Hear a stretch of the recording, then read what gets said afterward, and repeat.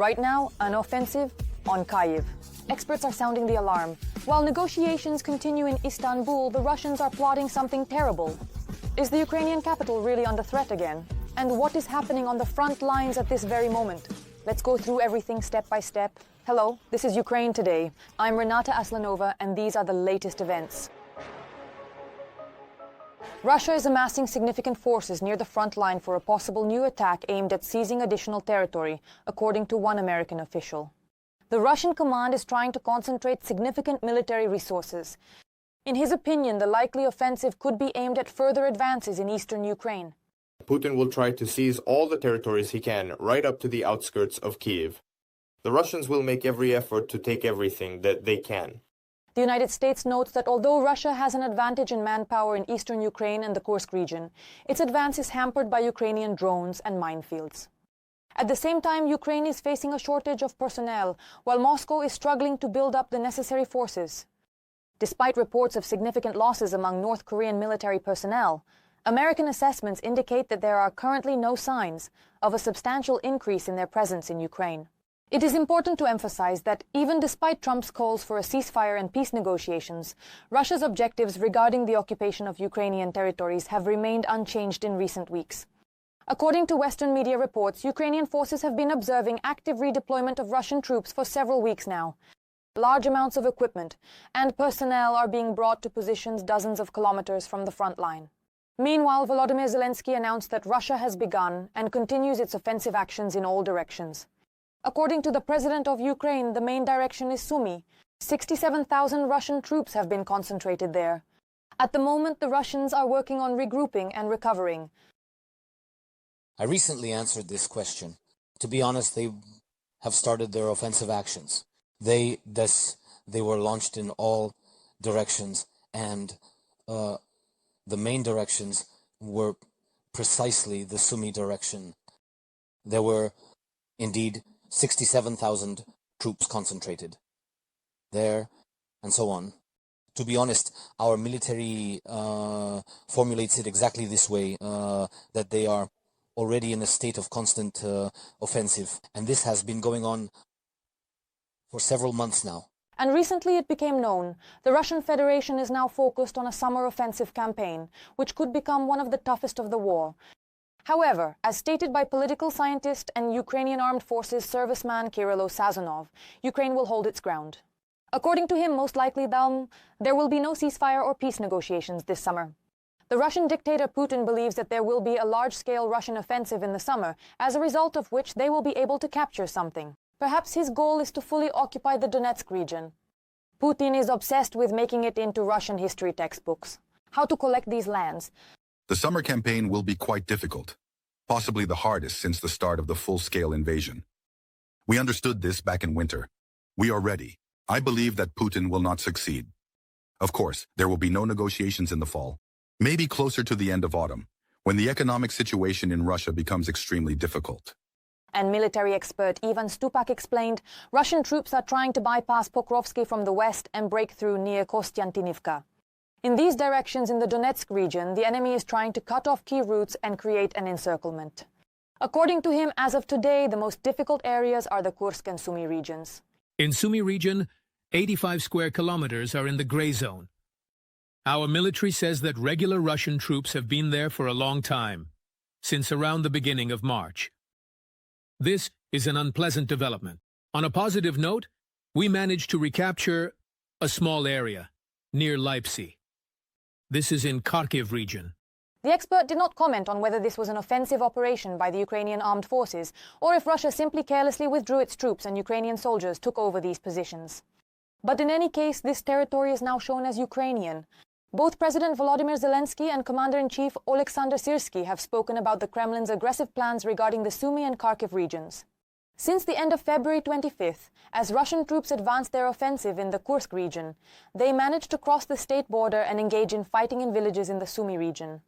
The maximum depth of the Russian army's incursion along the front reaches up to 7 kilometers, and the width is 25 kilometers. The Russian Ministry of Defense has claimed that it has already taken control of Basivka and Zhuravka. However, the Ukrainian military command denies this. According to their information, the villages are located in the gray zone, and in recent weeks, the Ukrainian Armed Forces Command has been redeploying additional units to this area to hold back the occupying army.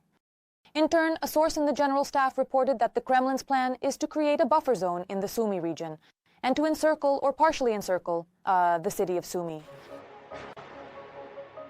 Every voice matters. Join our community, support independent journalism and help us bring you the truth from Ukraine. Become a member of Ukraine Today. Join us now. Read even more high-profile events from Ukraine's life on the Telegram channel Times of Ukraine. Only the latest news and verified information. See the link in the description below the video.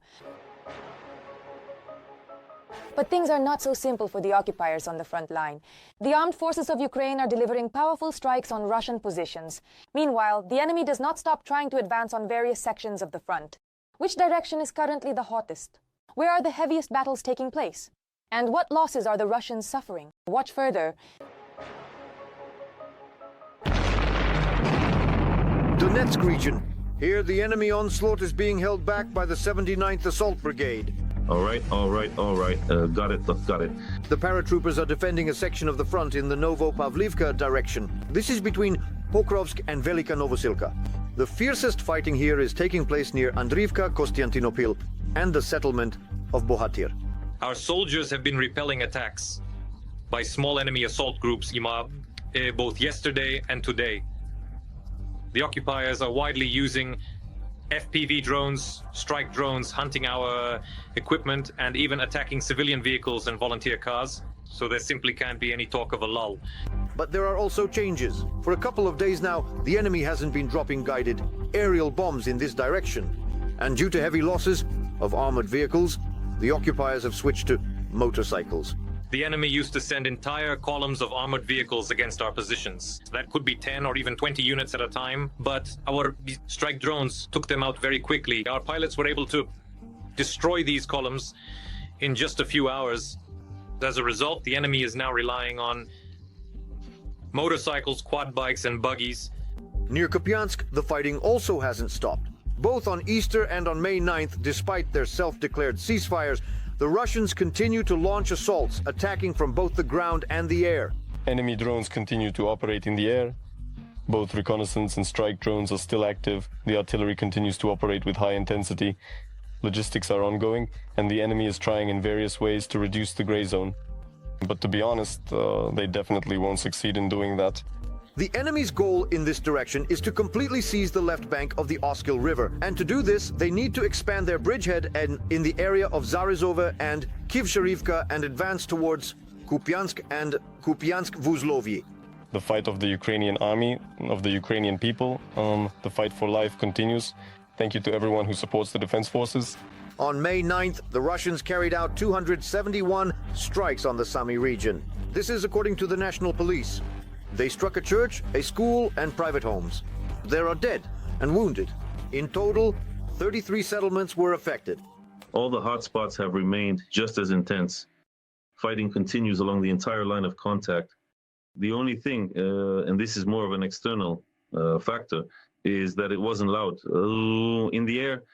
In other words, there were no Shahed drone attacks, but we understand that after the so-called truce, they will resume. So, the so-called truce in honor of May 9th is just another provocation. The Russians themselves declare a ceasefire, and then they themselves break it. It's obvious that there is no such thing as a Putin truce. In fact, within the very first hours of this so-called initiative, the enemy attacked the Sumy region twice, literally 2 hours after the countdown of the Moscow clock began. On Easter, Putin's self-declared truce also didn't work. Back then, the Russians promised 30 hours of silence. For May 9th, they extended the period to 3 days. Ukraine, on the other hand, is calling for a full and honest ceasefire.